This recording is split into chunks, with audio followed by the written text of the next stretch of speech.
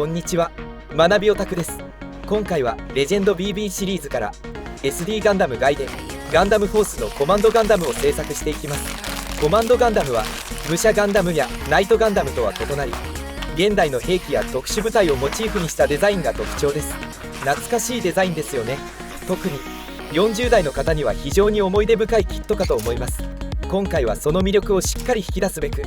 丁寧に制作していきます。このレジェンド BB 版コマンドガンダムは素晴らしい仕上がりで、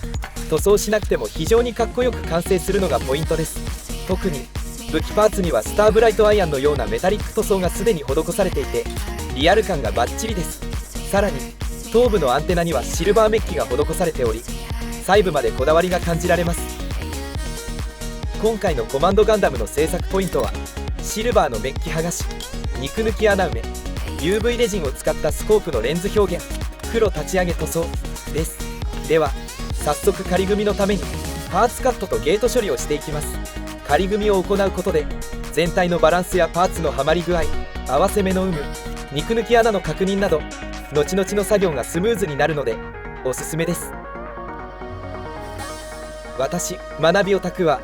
子供の頃にガンプラにはまり、そのままフェードアウト。2016年にプラモデル制作に本格復帰し、大人の財力で道具を買い揃え、ノウハウを学びながら実践し、スキルアップの過程を動画配信しております。ではここからシルバーのメッキ剥がしに取り掛かりたいと思います。メッキを剥がす理由は他のシルバー部分と質感を統一するためです。メッキ特有の光沢を抑えて全体に一貫性を持たせることができます。今回使用するのは台所用洗剤のハイターです。ハイターにパーツをしばらくつけておくだけで簡単にメッキが剥がれていきます。どんどん変わっていく様子を見ているとちょっと楽しいですよね。さてこちらがメッキを剥がした状態です。元のシルバーパーツがこのようにグレーのパーツに変わりました。これで他のパーツと質感が揃ったので次の塗装がしやすくなりますね。今仮組みしているところですが、全塗装をしなくてもすでに非常にかっこいい仕上がりになっているのが分かりますよね。キット自体の完成度が高く、素組みの状態でも十分に魅力的です。しかしここで終わらせるのはもったいないので、あえてさらに手を加えていきます。塗装の微妙なニュアンスや肉抜き穴埋めなど細部までこだわることで、よりリアルで重厚感のある仕上がりを目指します。これからの工程では細かく表現を加え、迫力ある作品に仕上げていきます。このように塗装なしの素組みでも十分かっこいいですよね。さすがレジェンド BB といったところでしょうか。さてここから肉抜き穴を埋めていきます。この肉抜き部分をパテなどでしっかりと処理することで見た目の完成度が格段にアップします。まずはどこに肉抜き穴があるのか確認しましょう。今回も足裏、手の手刀部分、そして手の甲にも肉抜き穴が入っています。手の甲の部分はカットしたプラ板で丁寧に埋めていきます。足裏などの大きな穴は残りランナーで埋め、それ以外はタミヤのポリパテで埋めていきます。ポリパテはこのように布テープの上で作業するととても扱いやすくなります。まずスパチュラなどでポリパテをしっかり混ぜ合わせ、空気が入らないよう注意しながら丁寧に持っていきましょう。後で削り出す工程があるので、ギリギリに成形するのではなく、少しはみ出るくらいに盛るのがポイントです。今回はエポキシパテよりもポリパテの方が削りやすく、形を整えやすいため、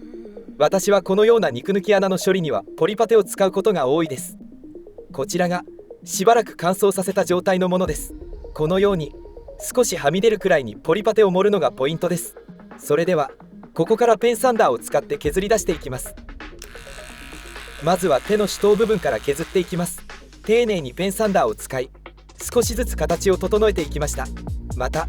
ポリパテの削りカス対策として塗装時に使うマスクを着用して作業しています。次に足裏の部分です。こちらは肉抜き穴が大きいため、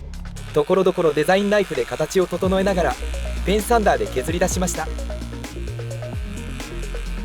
一見綺麗に削れているように見えても、細かい部分に凸凹が残っていることがあるので注意が必要です。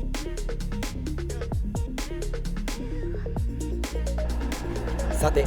ここから下地として黒サフを塗装していきます。この工程では肉抜き穴がきれいに埋まっているかのチェックも兼ねています。黒のサーフェイサーを使うことで細かな凹凸も見つけやすくなります。パテで埋めた肉抜き穴の部分に黒サフを吹いていきます。今回は黒立ち上げ塗装を採用するため、全てのパーツの下地を黒で統一しました。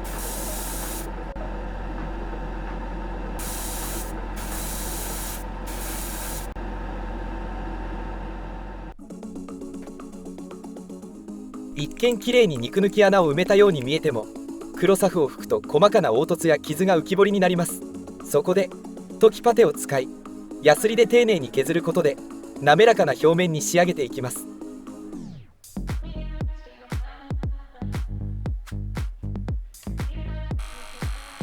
再びペンサンダーで整えます。貼り付けている紙ヤスリは400番です。その後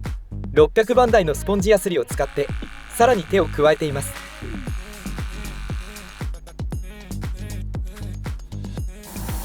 さらに黒サフを吹いて傷がないか、滑らかな表面になっているかの最終チェックを行います。こんな感じに仕上がりましたが、いかがでしょうか。このくらいの傷であれば塗装した際にきれいに消えてくれると思います。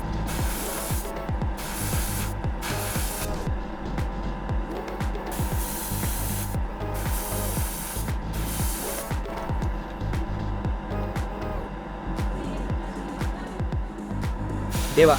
ここから早速エアブラシ塗装に入ります。最初にスコープのメタルグリーンから始めます。このメタルグリーンは印象的なスコープの部分と手榴弾の一部にしか使用しません。次に赤をエアブラシで塗装していきます。赤は隠蔽力が弱く、下地が黒のため2度塗りを前提に進めていきます。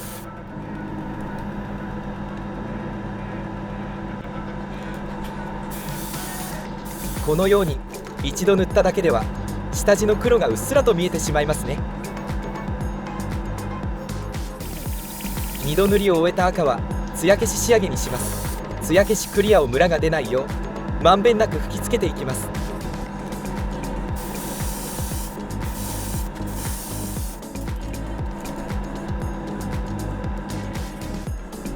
次にガイアのスターブライトアイアンで塗装していきます。主に武器や腕のメタリックなコーティング部分を中心にスターブライトアイアンを使用しています。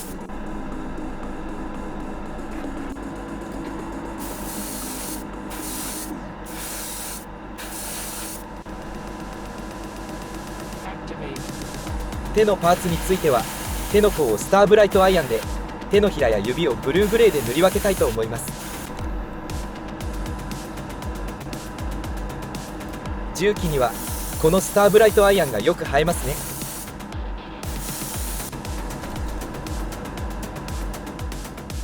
次にシルバー部分にはクレオスのスーパークロームシルバー2を塗装します。コマンドガンダムの足元が意外にもシルバーなのは全体のメタリック感を強調していて新鮮ですね。このクレオスのスーパークロームシルバー2は他のシルバー塗料と比べても発色が格段に良く、特に光沢のある金属部分に適しています。個人的にも愛用している塗料で仕上がりが抜群なのでとてもおすすめです。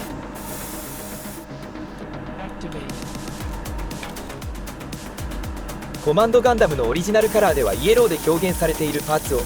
今回はメタリック感を引き立てるためにゴールドで塗装することにしました。使用するゴールドは発色が美しく高級感のあるクレオスのスーパーリッチゴールドです。このゴールドは光を受けた時の輝きが素晴らしく、細部まで立体感を与えてくれます。特に足元や胸の特徴的なイエローパーツがメタリックゴールドになることで全体がより引き締まり重厚感が増しているように感じます。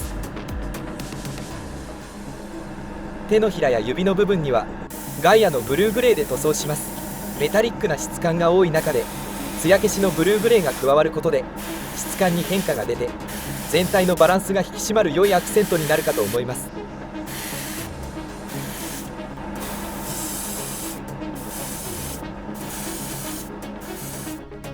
マスキングを剥がし、きれいに塗り分けができているかを丁寧に確認します。細部までしっかりと塗り分けができていると完成度がぐっと上がり、仕上がりがさらに引き立ちます。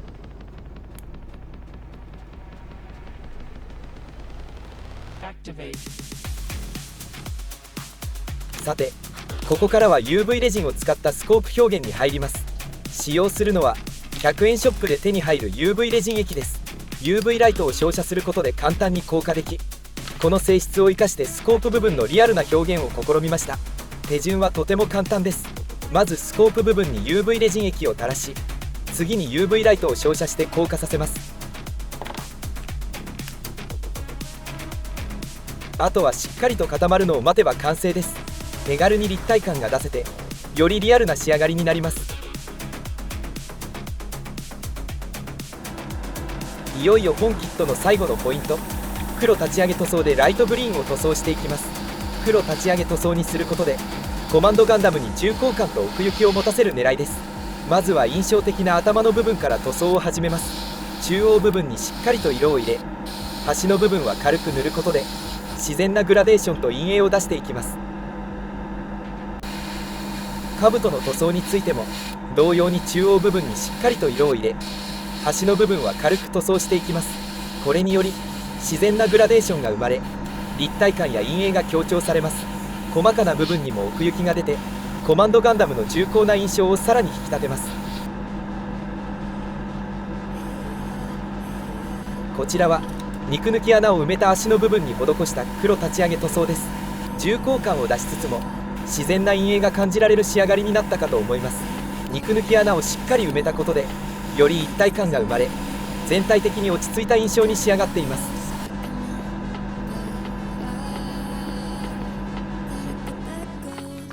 さて、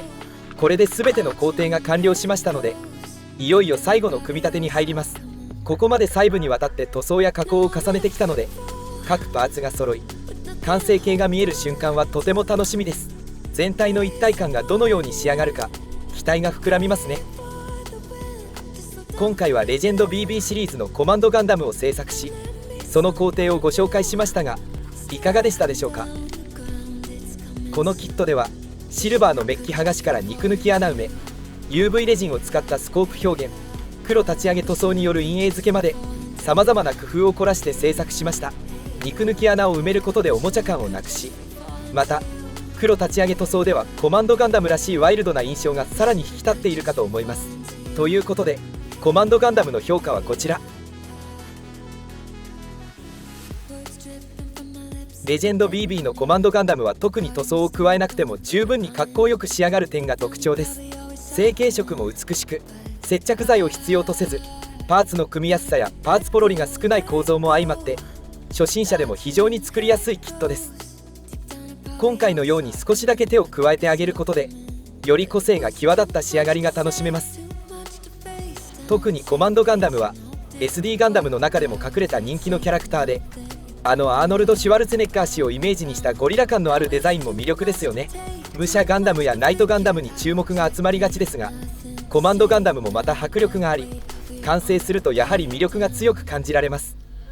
SD シリーズは塗り分けもされておらず、私個人的には非常に難易度の高いシリーズだと思っていますが、 SD シリーズの中でもこのレジェンド BB だけは塗り分けもしっかりしており、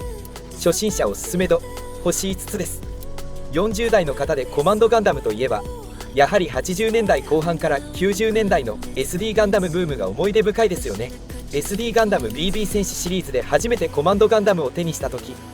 アメリカ映画風の見た目や重火器を持つ力強いデザインに驚いた方も多かったのではないでしょうか。小さなボディに詰め込まれた圧倒的な火力とかっこよさは子供心に強く響いた記憶があるかもしれませんね。ということで今後もプラモデル制作の腕を磨き、制作過程やノウハウを発信していきますので、ぜひチャンネル登録、高評価、ベルマーク通知の設定もよろしくお願いします。それではモデラーの皆様、良いプラモデルライフをお楽しみください。最後までご視聴いただき本当にありがとうございました。